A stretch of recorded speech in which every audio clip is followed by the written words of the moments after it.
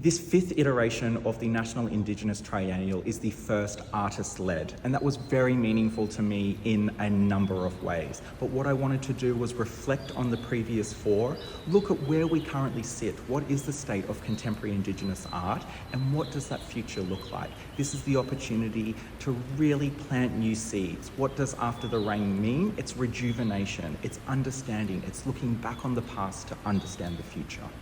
From an artist-led experience, what I didn't want to do is just find a work that I loved and replicate it in this space.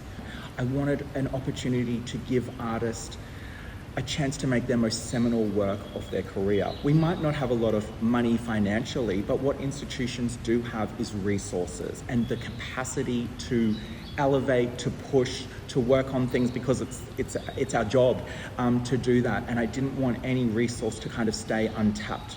I don't necessarily just think in scale make them bigger, but the thought, the concept, the way we could pull things from became integral to what I can offer in this opportunity with this institutional support. I want to push.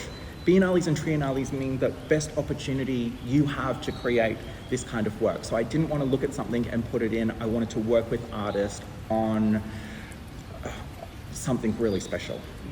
I think we're at an incredible time to look at intergenerational relationships. If we go to the past and we think, yes, those elders were those keepers of knowledge. They were the people who knew everything.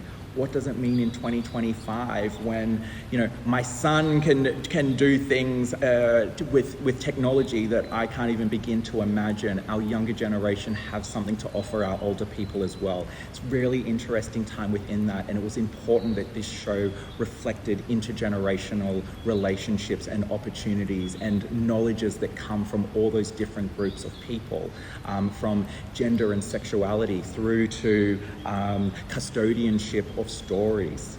It was different 10 years ago, it was different 5 years ago, it was different 2 years ago, it is different now. We are penetrating into spaces and places which contemporary Indigenous art has not done in the past.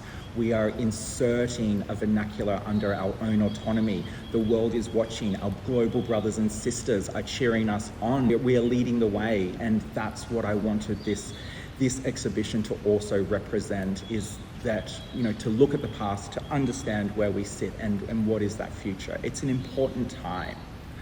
After the Rain offered a curatorial spectrum to give artists the maximum thought and process. So what does After the Rain mean? Of being grounded on country, of living in the most regional and remote places. But what does After the Rain mean if you use it metaphorically and politically?